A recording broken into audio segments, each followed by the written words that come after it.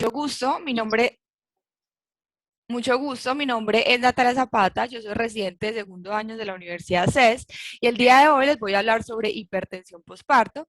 La doctora Clara Mesa es la doctora que me asesoró para esta charla y antes de empezar quisiera contarles que esta revisión se hizo basada en la revisión de la literatura de múltiples guías y artículos, principalmente de PubMed, pero quisiera recomendarles dos en especial. La guía europea del 2020, que tiene un apartado bastante interesante sobre hipertensión postparto, y el artículo de CIBAI del 2012, que a pesar de que es del 2012, es un artículo bastante ameno de leer, es muy completo y nos habla desde la fisiopatología hasta el tratamiento.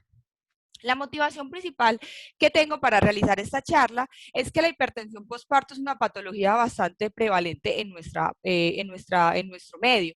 Sin embargo, muchas de estas pacientes, después de haber tenido su parto, termina en manos de medicina interna. Y tenemos que entender que la fisiopatología de la hipertensión en el postparto es completamente diferente a las pacientes no embarazadas. Por lo tanto, es una patología que nosotros como obstetras debemos saber manejar. El propósito de esta charla es plantear un esquema de manejo que se pueda ajustar a nuestras pacientes que cursan con esta patología, ya que este es un problema que se ha ignorado desde nuestra especialidad. Por eso los objetivos que me planteé para desarrollar durante la charla es aclarar los conceptos relacionados con la hipertensión en el posparto, revisar la literatura en relación a los esquemas de manejo y buscar como posibles consensos que existan con respecto al tema, y finalmente proponer un esquema de manejo adaptado a nuestro medio. Estas van a ser las preguntas que nos vamos a desarrollar durante la charla: ¿qué es un estado hipertensivo en el posparto? ¿Cómo enfocar la hipertensión de nuevo persistente? ¿Cómo y cuándo dar antihipertensivos en el posparto? ¿Seguridad en la lactancia? ¿Qué analgesia dar? ¿Cuándo dar de alta según metas? ¿Y cuál es el riesgo de la hipertensión a largo plazo? Entonces, ¿qué es la hipertensión postparto? Recordar que esta se define como una presión arterial igual o mayor de 140/90, tomada en dos medidas separadas por 4 horas de diferencias, que persisten hasta la semana 12 de postparto. Y es importante que los trastornos hipertensivos del embarazo en su manejo son fundamentales, porque muchas de estas pacientes pueden desarrollar patologías tan severas como preeclampsia, HELP en el postparto tardío. Entonces, la preeclampsia y la eclampsia se van a desarrollar en esas primeras 48 horas con una incidencia tan alta como hasta del 13 al 37%. La preeclampsia en el puerperio tardío, inclusive en pacientes que no tienen evidencia de enfermedad hipertensiva en el periparto, puede ser hasta el 6%. Es por esto que del 5 al 10% de las pacientes que están gestando tienen algún trastorno de hipertensión en el embarazo asociado, y es una de las principales causas de morbilidad materno-fetal. Generalmente esta puede estar presente antes, durante o en el posparto, y hasta el 10% de nuestras pacientes pueden tener mortalidad en el periodo del posparto. ¿Por qué? Porque pueden presentar complicaciones tan severas como la hipertensión severa, accidente cerebrovascular y la eclampsia. En América Latina es la cuarta parte de mortalidad, y los trastornos hipertensivos son responsables casi del 26% de las muertes maternas. Por eso esto es un problema de salud pública, y en Colombia en el 2021, en el último boletín epidemiológico, como pueden, ay, qué pena, como pueden observar aquí, tenemos una razón de mortalidad materna de 66.8 por cada 100.000 nacidos vivos. Aquí tenemos en Colombia, como lo pueden ver aquí, Antioquia tiene una razón de mortalidad un poco más alta. Las principales causas de morbilidad materna va a ser la hipertensión postparto con el 12.3% y la hemorragia obstétrica con el 7.4%. Y en el contexto de nuestra pandemia actual, la principal causa de mortalidad indirecta es el COVID con el 8%. Entonces, realmente la incidencia exacta de la hipertensión postparto es muy difícil de determinar, porque hay dos razones fundamentales. Uno, la mayoría de las mujeres no se realizan controles de cifras tensionales sino hasta la primera visita, que puede ser hasta las 6 semanas postparto. Muchas de estas pacientes cursan con una hipertensión leve, lo que las hace asintomáticas y ellas no consultan, o cuando consultan, generalmente las atiende un personal no obstétrico, por lo tanto, el registro es menor. Entonces, a pesar de estas limitaciones, el informe en la literatura se ha demostrado que puede ser entre el 0.3 al 27.5. Ahora, ¿qué escenarios nos podemos ver nosotros enfrentados como médicos respecto a este tema? Entonces, podemos tener la gestante que presentó preeclampsia e hipertensión gestacional y continúa hipertensa en el momento del posparto, la paciente que es hipertensa crónica y desarrolla o no preeclampsia sobreañadida durante la gestación del puerperio, o aquella hipertensión que se presenta por primera vez en el puerperio, ya sea una preeclampsia, una eclampsia, una hipertensión crónica o una hipertensión transitoria. Por eso es importante tener claros los conceptos de qué es cada una de estas. Recordar que la hipertensión gestacional es aquella paciente que cursa con cifras tensionales mayores y iguales de 140-90 después de la semana 20, al menos en 2 ocasiones separados de 4 horas, sin proteinuria y sin criterios de severidad, a diferencia de la preeclampsia, que va a tener las mismas cifras tensionales, a diferencia que esta sí va a presentar proteinuria. La proteinuria la podemos medir en 3 formas: que tengamos una relación proteína-creatina mayor de 0.3, que tengamos un 300 miligramos en una recolección de orina de 24 horas, de 24 horas, o una tirilla reactiva más de una cruz. Con respecto a la hipertensión crónica, va a ser estas pacientes que sean hipertensas antes de la semana 20, o es aquella que se diagnostica durante el embarazo y persiste más allá, 12 semanas más allá del posparto. Y cuando tenemos una hipertensa crónica con una preeclampsia agregada, es esta paciente que es hipertensa crónica de base y durante el embarazo presenta un aumento súbito de la presión arterial previamente controlada, un aumento de los requerimientos de antihipertensivos, una proteinuria de nuevo, aumento de la proteinuria de base de la paciente o que curse con criterios de severidad. ¿Qué factores de riesgo se han descrito para la hipertensión posparto? En la literatura tenemos esta revisión bibliográfica de 55 artículos, entre ellos una revisión sistemática y 4 ensayos clínicos y 2 guías de manejo, en los cuales buscan el riesgo relativo de aquellas pacientes que desarrollan hipertensión posparto persistente. El RR más alto que encontraron fue tener positivos los anticuerpos antifosfolípidos con un intervalo de confianza que era estadísticamente significativo, seguido de una preeclampsia previa, diabetes mellitus tipo 1, tipo 2, un embarazo múltiple, antecedente familiar de preeclampsia, nuliparidad, índice de masa corporal mayor de 35, una edad mayor de 40 años o presión arterial diastólica preconcepción mayor de 95. Pero miren que esta última no tiene un intervalo de confianza que es estadísticamente significativo, sin embargo, ellos lo consideran como un factor de riesgo. Otros factores etiológicos que pudieran relacionarse con desarrollar hipertensión posparto son la enfermedad renal crónica, la enfermedad autoinmune crónica, intervalos intergenéticos altos, más o menos de 10 años, una hipertensión severa anteparto y una preeclampsia anteparto. Ellos no determinaban los factores, pues no determinaban el RR de estas patologías, sin embargo las mencionas como factores de riesgo que nosotros tenemos que tener en cuenta. Una vez tenemos diagnosticada nuestra hipertensión postparto, entonces, ¿cómo la vamos a enfocar cuando es de nuevo o la tenemos persistente? Entonces, para poder hablar de este tema, es muy importante encontrar y entender los cambios fisiológicos que se presentan tanto en el parto como en el posparto. En el parto tenemos recordar que disminuye la resistencia vascular periférica desde el primer trimestre, más o menos entre el segundo y el tercer trimestre se va a mantener estable, inclusive en el tercer trimestre puede aumentar un poco, y eso se va a dar más que todo por 2 cosas. Uno es por el circuito de baja resistencia uteroplacentaria y la otra va a ser por una cantidad de sustancias como la progesterona, la relaxina y el óxido nítrico, que va a hacer que estas pacientes cursen con una vasodilatación, y nosotros podemos ver en nuestro día a día que las pacientes embarazadas tienen unas cifras tensionales un poco más bajas de lo normal. Con respecto al gasto, el gasto cardíaco va a aumentar más o menos del 30 al 50%, y esto se va a dar precisamente por el aumento del volumen sanguíneo y el aumento de la frecuencia cardíaca.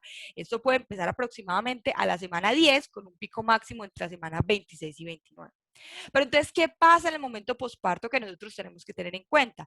Esta volemia que se aumentó durante el embarazo va a disminuir inclusive hasta el 40% al final de la primera semana, y esta resistencia vascular periférica se va a aumentar debido a que vamos a perder todo esto que había dicho anteriormente, este circuito uteroplacentario, y las hormonas y las sustancias que se producían a través de la placenta se van a perder. El gasto cardíaco va a aumentar hasta el 13%, y luego va en el momento inmediato del puerperio, y posteriormente va a disminuir hasta el 40%, pero ya al final del puerperio. Y la frecuencia cardíaca, la presión arterial sistólica y diastólica van a volver a sus valores normales. ¿Y esto por qué se va a dar? Porque va a haber un aumento fisiológico del agua corporal total, un aumento de la resistencia vascular a la angiotensina 2, va a disminuir el péptido natriurético auricular y va a haber un estrés metabólico dado por el trabajo de parto y un efecto indirecto por los diversos fármacos. Entonces, ¿qué va a pasar con la presión arterial durante el puerperio? La presión va a estar normal o normalmente se ve normalizada en las primeras 6 horas postparto, en aquellas pacientes que no tienen complicaciones durante su parto, pero pueden haber ciertas fluctuaciones de estas cifras tensionales, que es un hallazgo habitual, cursando que las pacientes tengan una hipertensión transitoria en el embarazo.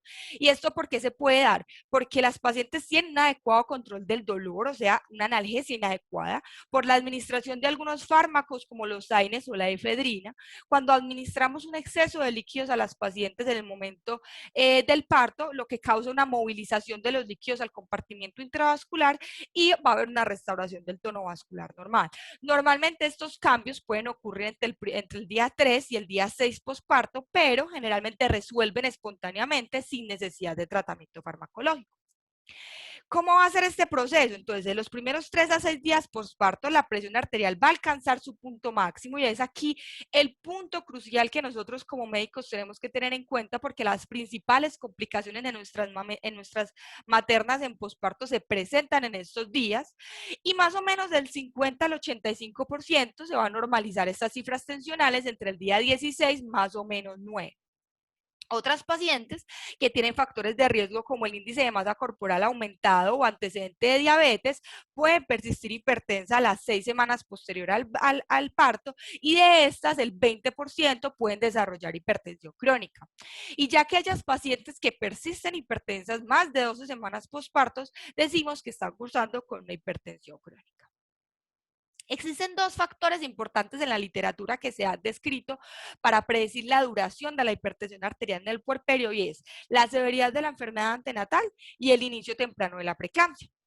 Entonces, tenemos una paciente que nos da, pues, o tiene una hipertensión de nuevo en el puerperio o una hipertensión persistente. Entonces, debemos hacer un análisis integral de nuestra paciente en el cual primero vamos a hacer una historia clínica con énfasis en los factores de riesgo, vamos a solicitar, vamos a hacer un examen físico completo, vamos a solicitar para clínicos en búsqueda de un compromiso de órgano blanco y si tenemos síntomas como neurológicos, cardíacos, gastrointestinales, debemos que pensar que la causa de esta hipertensión en nuestra paciente no va a ser esta hipertensión transitoria dada por los AINES, la pérdida de la vasodilatación y los líquidos administrados en el postparto y debe tratarse como una preeclampsia.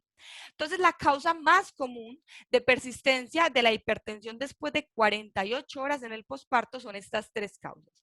Que la paciente tenga una preeclampsia, una hipertensión arterial crónica o una hipertensión gestacional, ya sea que la tuvo durante el embarazo y persistió o la tiene, ¿no?, en el periodo del puerperio. Sibay, en su artículo, nos habla de las posibles etiologías que tenemos en nuestras pacientes y nos da unos tips bastante interesantes que podemos tener en cuenta al momento de enfrentarnos a estos casos. Entonces, podemos tener que la paciente presente una preeclampsia o una hipertensión de nuevo. Generalmente esta paciente se va a dar entre el día 3 y 6, de aquí la importancia de encontrar y entender la fisiopatología. Estas pacientes generalmente no cursan con dolores de cabeza o aquellas pacientes que se da por sobrecarga de volumen y tienen el antecedente que en el momento del parto le administramos grandes cantidades de volumen. Otros como los medicamentos, como los AINE, los derivados del ergoder, ibuprofeno, la efedrina y la ergotamina, van a causar una vasoconstricción periférica, causando, las pacientes pueden quejarse de cefalea concomitantemente con la hipertensión, e inclusive la ergotamina y la ergonovina pueden tener pues complicaciones o síntomas tan severos como convulsiones, vómitos, náuseas y cefalea. Cuando tenemos una persistencia de la preeclampsia o de una hipertensión gestacional, generalmente es la paciente que tiene este antecedente en el embarazo. Podemos tener eclampsias de inicio tardío y aquí es la paciente que nos va a cursar con cefalea, cambios visuales, convulsiones, ausencia de déficit neurológico. Podemos tener pacientes que cursen con síndrome de HELP en el posparto. Estas generalmente se van a asociar a náuseas, vómito, dolor epigastralgia, y adicionalmente la trombocitopenia y el aumento de las transaminasas que cursa clásicamente el síndrome de HELP. Esta parte es muy importante y es una hipertensión preexistente no diagnosticada. La paciente que era hipertensa crónica y no la diagnosticamos durante el embarazo. Muchas veces tenemos pacientes que cuando vamos y miramos las cifras tensionales de los primeros controles prenatales, a pesar de que no cumplan las cifras tensionales para ser hipertensa, o sea, no la tengan igual o mayor de 140-90, sí tienen unas cifras tensionales muy limítrofes. Entonces son aquellas pacientes que tienen 135, 138, 86, bueno, muy limítrofes, y pueden enmascararse durante el periodo del embarazo porque la vasodilatación fisiológica del embarazo va a hacer que tenga cifras tensionales dentro del rango de normalidad, pero cuando ya se encuentran en el puerperio, ellas aumentan inmediatamente las cifras tensionales y es donde nos pueden confundir un poco. Por eso es tan importante mirar los controles prenatales de nuestras pacientes. Pacientes que tengan enfermedad renal crónica preexistente, que es cuando tenemos una proteinuria antes de la semana 20, un hipertiro o poder cursar con hipertensión secundaria como hipertiroidismo, hiperaldosteronismo primario, feocromocitoma o estenosis de arterias renales. Cada una de estas se puede diferenciar por hallazgos particulares, por ejemplo, el hipertiroidismo, las pacientes generalmente se quejan de palpitaciones, taquicardia, diaforesis, insuficiencia cardíaca inclusive. El hiperaldosteronismo primario tiene una particularidad, es que las pacientes cursan con hipocalemia y es una hipertensión refractaria al manejo médico que nosotros les damos inicialmente. El feocromocitoma, que si bien no es una patología muy común, puede dar hipertensión paroxística, cefalea y dolor torácico. Y tenemos las pacientes que tienen estenosis de arterias renales, que también generalmente son pacientes muy refractarias al tratamiento inicial. Y lo otro son pacientes que tengan síntomas neurológicos, que tengan déficit neurológicos, dolores de cabeza o cefaleas en trueno. Tenemos que descartar, a pasar de la eclampsia, tenemos que descartar el síndrome de vasoconstricción cerebral, accidente cerebrovascular o trombosis venosa central. Por último, las pacientes que cursan con una anemia hemolítica, pensar que adicionalmente pueden tener un gel, pero hay que pensar en las otras anemias hemolíticas que tenemos, como la púrpura trombótica trombocitopénica y el síndrome hemolítico urémico. Entonces, tenemos una hipertensión que persiste a pesar del uso máximo de antihipertensivos. Entonces, siempre tenemos que buscar que la paciente no nos esté cursando con una hipertensión secundaria. Entonces, vamos a descartar que tengamos una estenosis de arterias renales, un hiperaldosteronismo que lo vamos a sospechar cuando tenemos la hipocalemia por debajo de 3, una alcalosis metabólica y podemos solicitar una imagen para ver ver la masa o el tumor, que la paciente tenga un edema de pulmón, una miocardiopatía periparto, y generalmente esas pacientes hay que sospecharlas cuando cursan con disnea, ortopnea, taquicardia o palpitaciones, que concomitante estén con una tirotoxicosis. Aquí vamos a pensar en las pacientes que tienen antecedente de hipertiroidismo o que tengan una hipertensión de predominio sistólico. Es importante que las pacientes que tienen tirotoxicosis en el posparto, ni el propilturacilo ni el metimazol están contraindicados en la lactancia. O por otro lado, un feocromocitoma que, como lo había dicho bien, es muy raro tenerlo, pero causa gran morbilidad y mortalidad en las pacientes. Y para poder realizar este diagnóstico vamos a solicitar metanefrinas en 24 horas. Otra cosa muy importante y es que el síndrome de HELP hasta el 30% las pacientes lo pueden desarrollar en el posparto. Es por eso tan importante que en estos hallazgos generalmente se encuentran entre el día 1 y el día 7 del posparto y el tratamiento de estas pacientes va a ser un tratamiento de soporte. Si bien las pacientes que cursan con síndrome de HELP durante la gestación, el tratamiento es terminar la gestación, pues aquí las pacientes ya están desembarazadas. Por lo tanto, es importante el control de las cifras tensionales, el inicio de sulfato de magnesio y el control estricto de los parámetros de laboratorio. Normalmente, las pacientes que cursan con un síndrome de HEL durante el embarazo, a las 48 horas postpartos, ellas deben tener mejoría de sus paraclínicos y de sus cifras tensionales.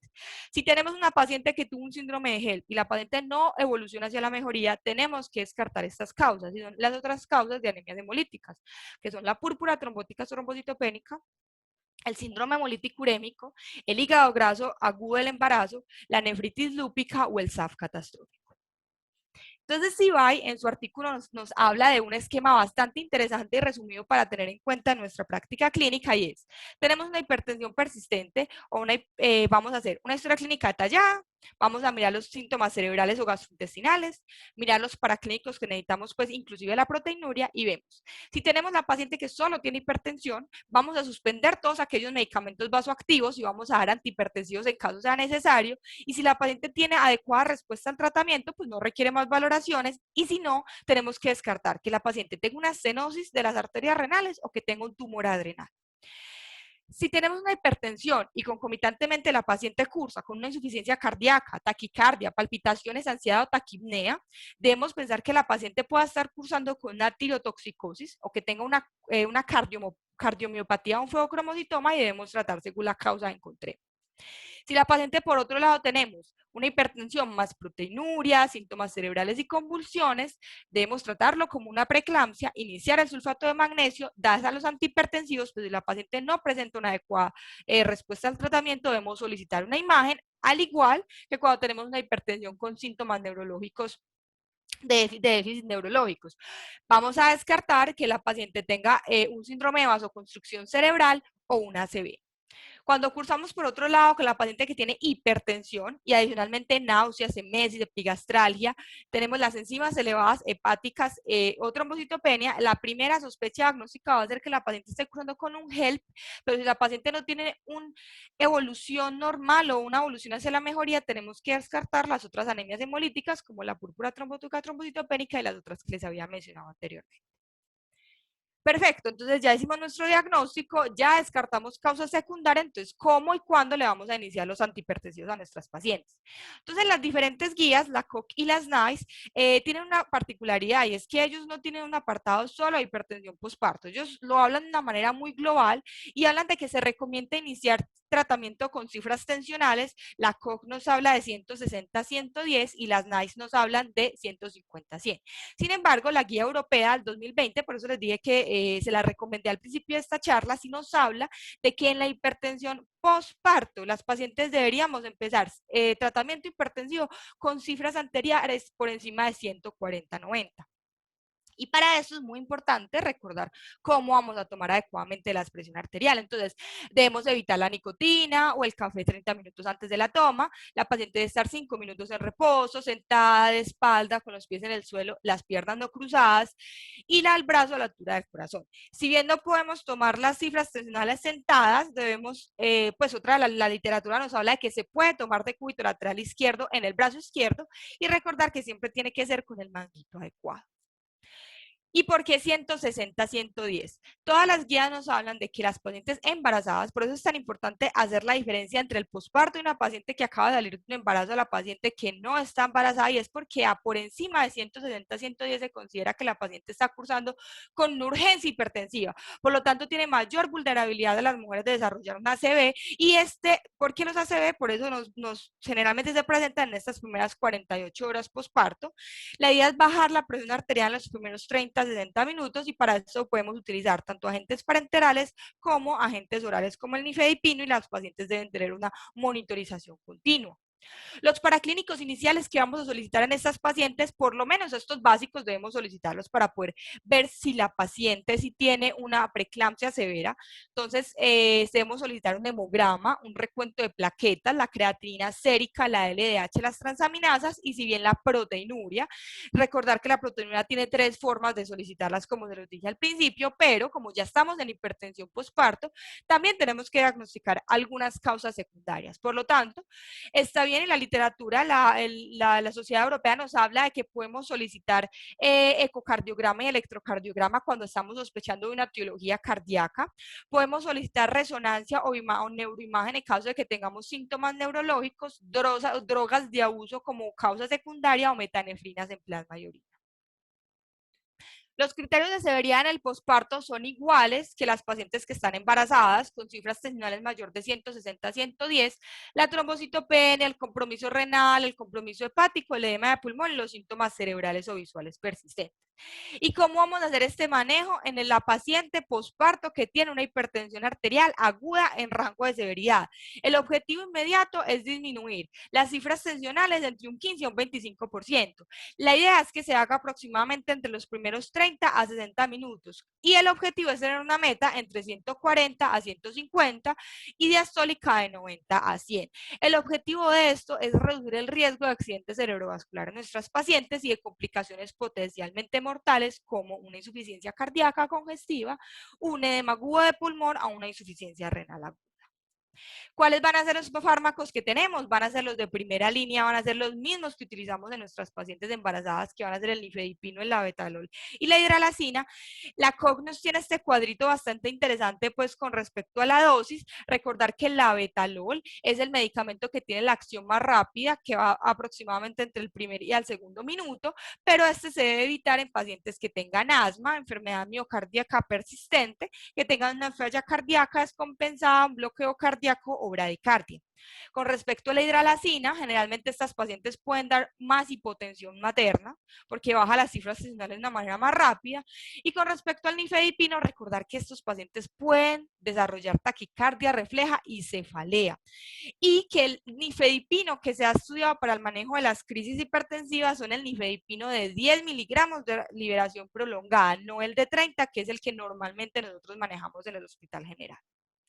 Con respecto al sulfato de magnesio, entonces recordar, y en la literatura nos hablan de que el sulfato de magnesio está indicado siempre en las pacientes que cursan con preeclampsia con criterios de severidad. Realmente la literatura es muy discutida si es o no útil en pacientes que no tienen severidad, porque este está descrito principalmente para la prevención de la eclampsia con un RR de 0.41 con un intervalo de confianza que es estadísticamente significativo. Recordar que la dosis de carga es de 4 a 6 gramos durante 20 a 30 minutos y eso es muy importante. Posterior al parto, las primeras 24 horas, todas las mujeres con preeclampsia severa deben recibir por lo menos 24 horas de sulfato de magnesio en infusión para precisamente prevenir la eclampsia. Y se ha descrito que tiene mayor evidencia en pacientes que tienen síntomas premonitorios. Ahora, ya manejamos la paciente en el evento agudo, vamos a manejar la paciente en el periodo del posparto crónico, por así decirlo. Entonces, vamos a mandar a la paciente con antihipertensivos. ¿Qué antihipertensivos vamos a mandar? Entonces, ¿cuál es la seguridad en la lactancia? Entonces, lo más importante es que estos pacientes deben tener cifras estacionales por debajo de 140-90. Y la Sociedad Cultural para la Promoción e Investigación Científica de la Lactancia Materna nos habla de que hay 4 niveles o niveles de riesgo. Entonces tenemos el nivel 0, que es un riesgo muy bajo, el nivel 1, que es riesgo bajo, el nivel 2, que es riesgo alto, y el nivel 3, que es riesgo muy alto. Entonces, este fue un esquema que les traigo y les propongo a partir de toda la literatura revisada y también basada en esta guía del manejo de la hipertensión postparto de CATSI del 2020, y les propongo este esquema. Entonces, como primera línea, el enalapril y el nifedipino o amlodipino. Recordar que el nifedipino y el amlodipino se va a preferir en pacientes de raza negra.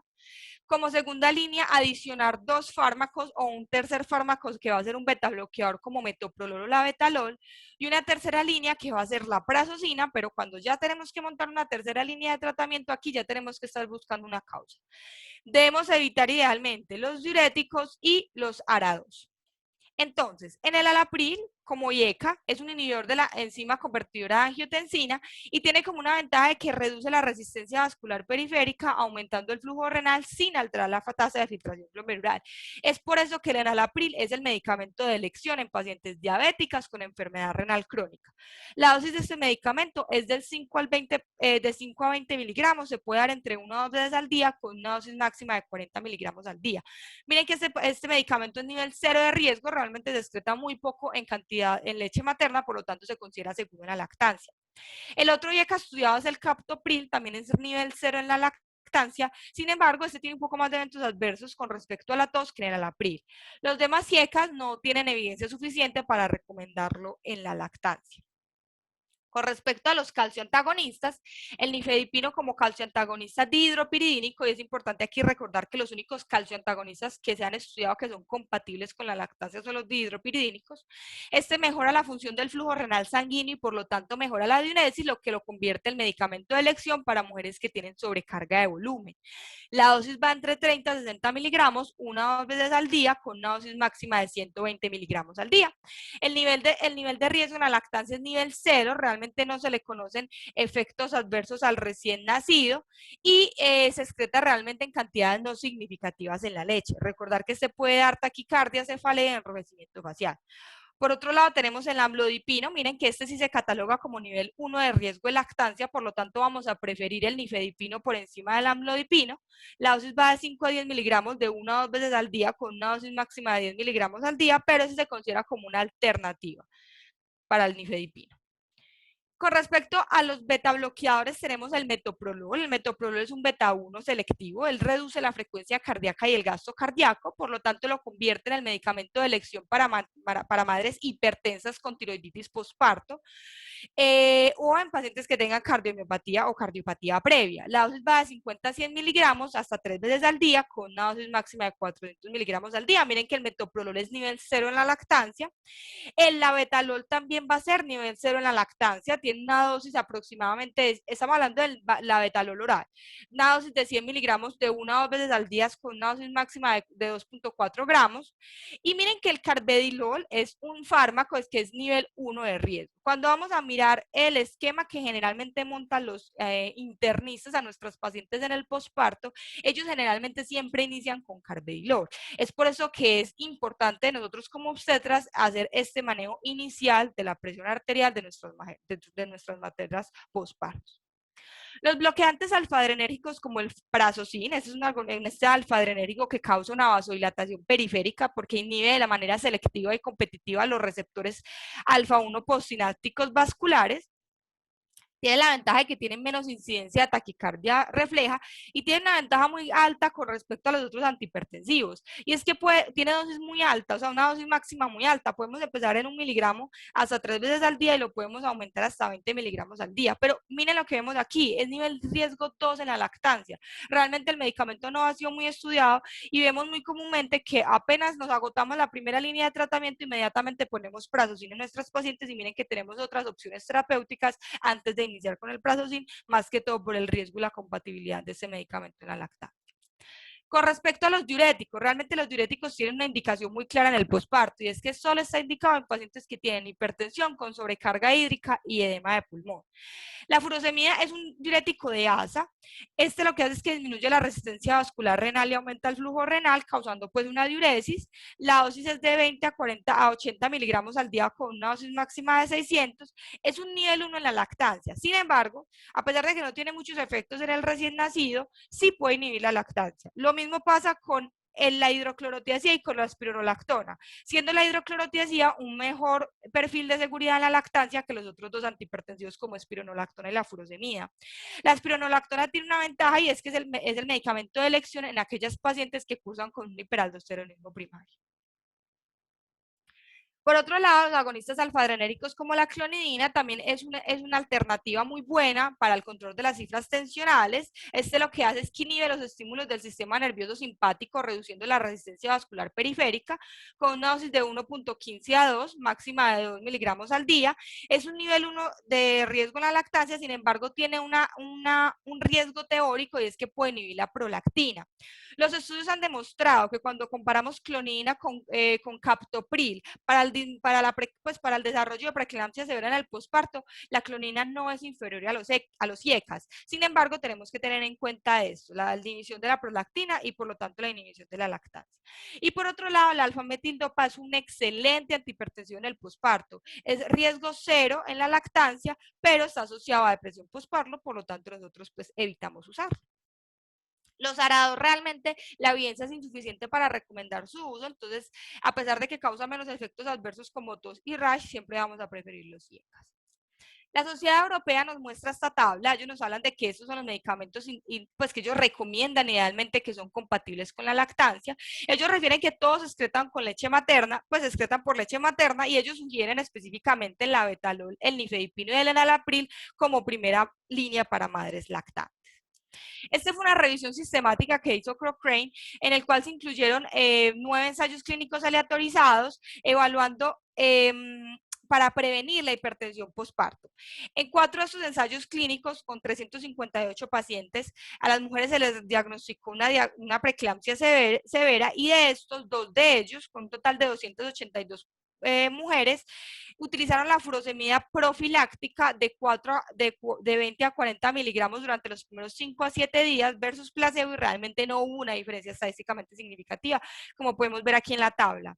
Otro cuarto ensayo clínico utilizó la L-N-arginina versus el placebo tampoco hubo una diferencia estadísticamente significativa, y un tercer ensayo clínico comparó el nifedipino a dosis de 10 miligramos cada 4 horas durante las primeras 48 horas para prevenir la persistencia de hipertensión postparto, y tampoco fue estadísticamente significativo. Por lo tanto, en este momento no hay evidencia de ninguna estrategia que podamos utilizar como prevención para la hipertensión postparto en nuestras maternas. Y con respecto al tratamiento, realmente no existen ensayos clínicos aleatorizados que comparen terapia antihipertensiva versus placebo, porque las guías son bastante claras en qué momento debemos iniciar antihipertensivos. Esta parte la quise tocar porque me parece supremamente importante, y es la supresión de la lactancia.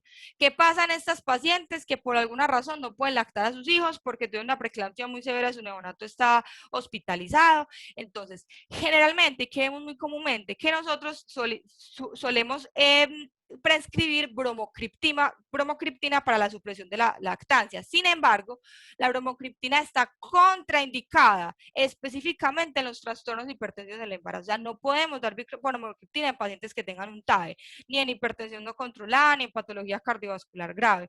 La idea es utilizar cabergolina. Si bien la cabergolina no está muy disponible en nuestro medio, entonces debemos utilizar como primera línea las medidas físicas. Ahora, ¿qué analgesiar en el posparto y por qué toco este tema? Porque como les había dicho anteriormente, el uso de los AINES está relacionado, o lo mencionan como una de las causas de la fisiopatología de la hipertensión en el posparto. Entonces, realmente debemos evitar los AINES. La literatura con respecto a los AINES es bastante controversial. Existen 5 estudios retrospectivos, 5 ensayos clínicos aleatorizados pequeños, pero existe un metaanálisis que compara los AINES con el acetaminofén. Realmente solo uno de los ensayos clínicos que se encontró en este metaanálisis referían que la presión arterial estaba persistentemente más alta con el ibuprofeno, que es este que les muestro aquí, con el ibuprofeno versus el acetaminofén. Eso fue un estudio que se realizó en 113 pacientes de un seguimiento de 3 a 4 días, y ellos refirieron que hasta el 63.1% de las pacientes persistían hipertensas con el uso del AINES versus un 28.6% con una P que era estadísticamente significativa. Pero cuando nos vamos a revisar el análisis completo, esto fue un metaanálisis que incluyó 1.647 mujeres. Ellos compararon los AINES versus el acetaminofén, y ellos encontraron que los AINES no se asoció con un riesgo significativamente mayor de la hipertensión postparto grave, con RR que era estadísticamente significativo, pero miren que un RR que no era estadísticamente significativo, y miren que el índice de heterogeneidad de estos pacientes, de este estudio, era bastante alto. Cuando nos vamos a mirar sobre la calidad de los artículos de este metaanálisis, realmente el seguimiento pues tenía unas limitaciones, como que el seguimiento era muy corto, no había la verificación del uso de estos medicamentos después del alta, las pacientes tenían mayor probabilidad de sufrir de preeclampsia que de hipertensión crónica, no había información sobre las dosis acumuladas en los AINES, 2 IECAS no habían disponibilidad sobre qué cifras tensionales usaron, eran estudios retrospectivos, la muestra era pequeña y los intervalos de confianza eran altos. Por lo tanto, a pesar de que la literatura nos dice que los AINES no están asociados a mayor hipertensión postparto, realmente sí debemos tener cuidado con su uso. Ahora, ¿cuándo debemos dar de alta a nuestras pacientes? Entonces, las pacientes que tienen una hipertensión idealmente deben ser dadas de alta entre el tercer y el 4 día postparto. ¿Por qué? Porque ese es donde se presenta mayor riesgo de hemorragia intracraneal y de eclampsia. Y se debe garantizar que nuestras pacientes en el momento del alta tengan cifras tensionales por debajo de 140-90. El objetivo es que estas pacientes deben ser evaluadas como mínimo cada 7 días durante las primeras 12 horas, cada 7 días durante las primeras 12 semanas postparto.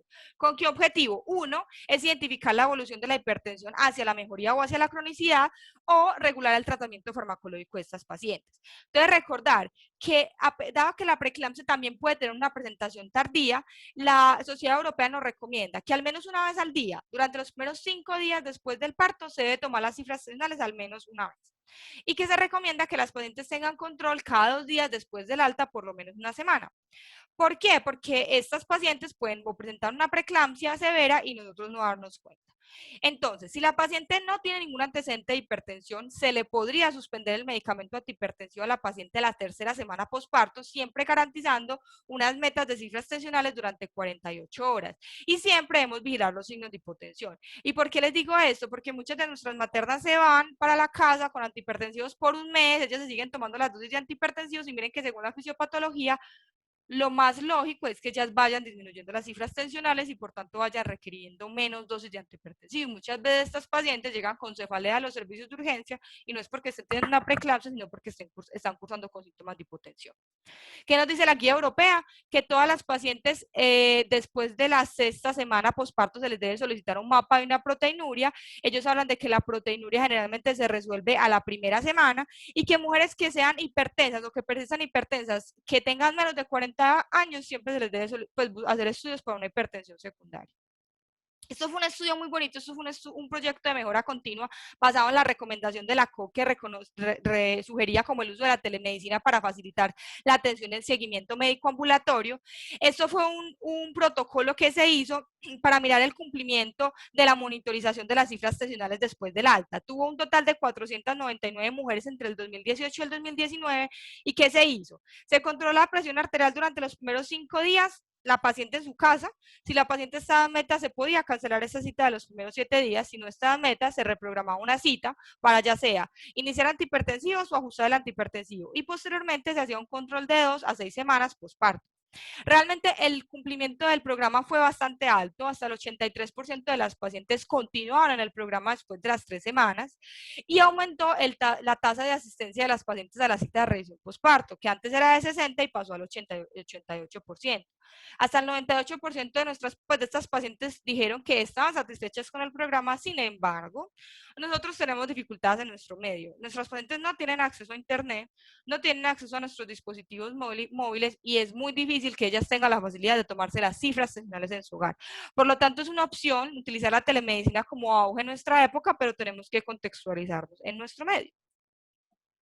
Ahora, ¿cuál es el riesgo de la hipertensión postparto de nuestras maternas? Esto fue un estudio de cohorte basado en registros nacionales a nivel de Dinamarca. Este ha sido el estudio más grande que se ha hecho con respecto a la incidencia acumulada de 10 años de requerir antihipertensivo. Más de 1 millón de pacientes se tuvieron en cuenta en este estudio. Y que ellos que encontraron que el riesgo de sufrir hipertensión crónica en los primeros 10 años de la paciente es hasta 3 a 10 veces más alto. Y que este riesgo persiste siendo el doble hasta 20 años después.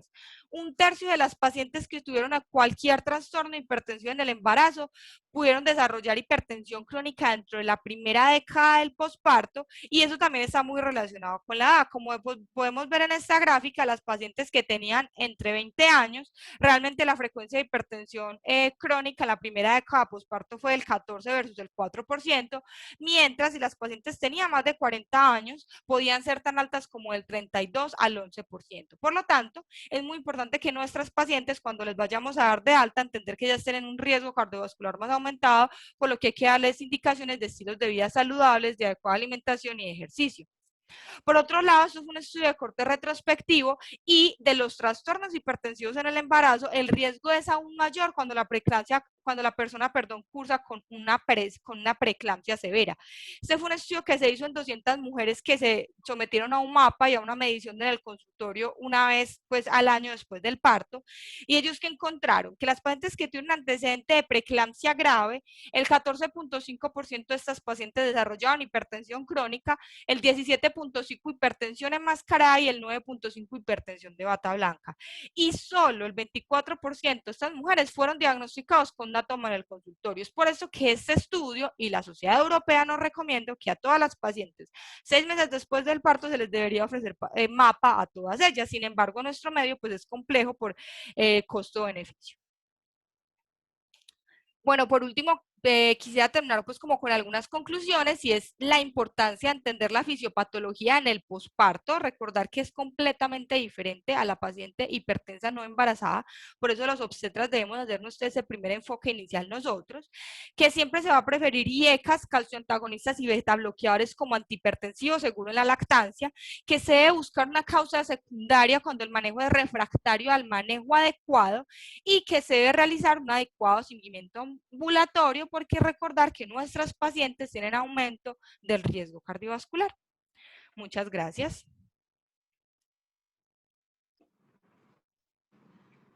Doctora, hiciste una excelente presentación, te felicito. Gracias, doctora. Quiero darle la palabra a la doctora Clara, su asesora. Bueno, Listo, voy a hacer dos puntuaciones de dos cositas que dijo Natalia. Créanme en ustedes que ella está hablando en segunda, normalmente habla en cuarta y en quinta. Hoy ha hecho un esfuerzo sobrehumano en hablar un poquito más despacio y todavía yo creo que cuando se gradúe va a hablar en primera, pero válido pues. Pero por hablar tan rápido a veces cambia las palabras. Hay una parte que dijo al inicio que no es verdad y es que el 10% de las mujeres se mueren en embarazo, no, es la mortalidad materna es explicada en un 10% por alguna causa o parte del síndrome hipertensivo. Entonces, es por eso que nosotros tenemos que poner mucho cuidado en esto.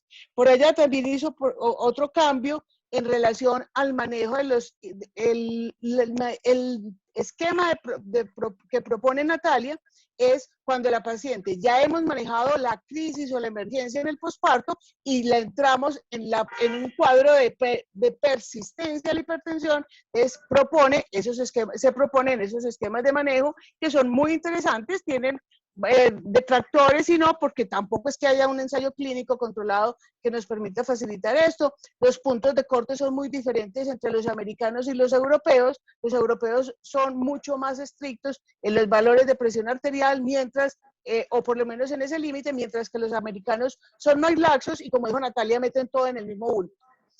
Yo quiero hacer tres comentarios y es en relación a la cotidianidad. Miren, yo me preocupé mucho cuando vi la diapositiva que presentó de las estadísticas locales y dije yo, ¿qué pasó acá? Que la hipertensión está de primera en vez de la hemorragia postparto. Que eso es una cosa muy interesante y muy importante porque quiere decir que las estrategias que se están haciendo por hemorragia postparto están validando o están dando resultados. ¿Qué pasa? Que nosotros no paramos bolas en estas pacientes. La paciente la desembarazamos y 48, 72 horas la paciente está bien y las mandamos para la casa. El CDC en el 18, en el 2018 lanzó una alerta, la vuelve a repetir y por eso empiezan una serie de estrategias para tratar de hacer estos controles donde están vinculando a las enfermeras, están vinculando a todo el grupo de enfermería para hacer estos programas de telemedicina porque encontraron que la mayoría de la mortalidad materna está ocurriendo en el posparto. Y la mayoría dentro de esa mortalidad del posparto está haciendo presencia en el día, más o menos en el día 1 a 6. O sea que estamos ya pasando del evento de hemorragia posparto, que ya hemos hecho una serie de situaciones para controlarlo. Entonces está emergiendo la hipertensión como algo importante. Entonces, esto que hace Natalia acá, ella es el tema primero que escogió para sus revisiones, me encantó y este tema también me fascinó cuando ella me lo propuso. Primero le hice el quite, pero después a mí me encanta la hipertensión, entonces le dije yo, listo, yo se la acepto y volví a empezar otra vez a leer cositas porque yo ya estaba como en otros medios ya. Otra cosa importante es, ¿por qué me gustó? Porque cuando yo estaba en consulta externa, y llegaban las revisiones postparto las hacemos muchas veces a la carrera. Y aparecía la hipertensa, la mandábamos al segundo piso y en el segundo piso, listo, cuando uno iba a mirar la historia clínica, la paciente en la casa ya, no doctora, ya es que le bajamos la presión arterial y vamos para la casa. Nosotros no sabemos, yo hice el esfuerzo de buscar qué pasa en el posparto, tanto en el general como en otras partes, y las estadísticas de nosotros son malas en ese sentido. No sabemos qué pasa, entonces hay que pararles bolas a estas pacientes. Tenemos que ver la que tiene sobrecarga de líquido, tenemos que analizar muy bien la historia clínica, tenemos que ver esa presión de pulso cómo está, tenemos que mirar si es una hipertensión de no o nada.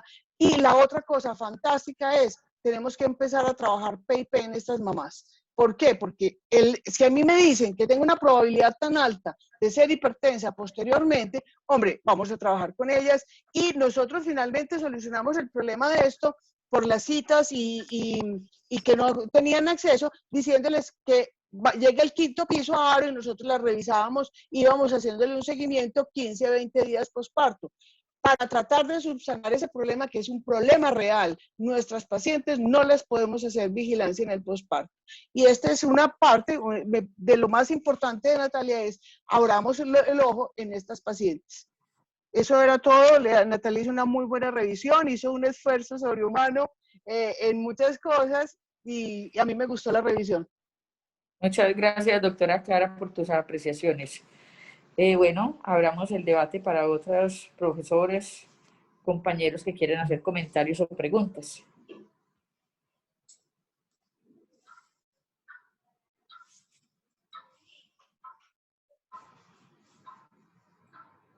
Nati, yo te quería primero felicitar, en serio, me encantó. Como dice la doctora, también es un tema súper importante porque nosotros generalmente también nos podemos ver solamente, pues no en ese posparto inmediato, sino también en esa revisión posparto.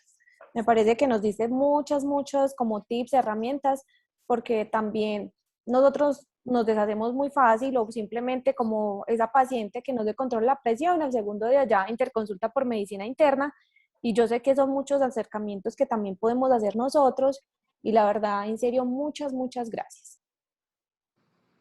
Gracias, doctora. Hola, buenos días para todos. Nati, primero felicitarte. Me encantó y nos diste muchas herramientas.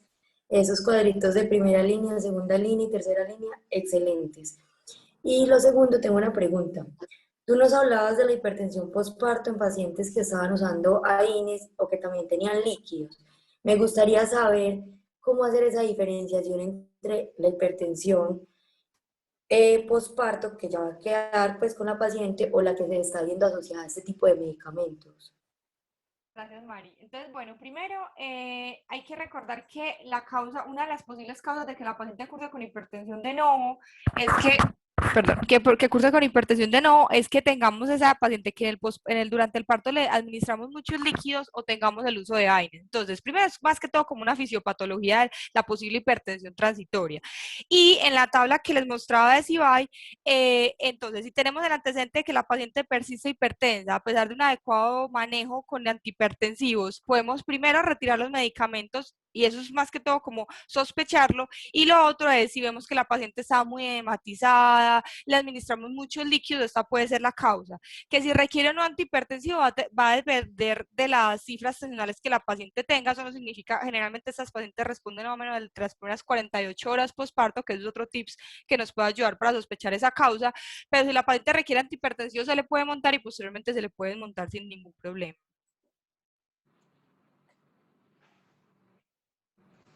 Gracias, Nati. ¿Algún otro comentario de los profes o los compañeros? Bueno, doctora, yo te quería felicitar nuevamente pues, por tu excelente presentación.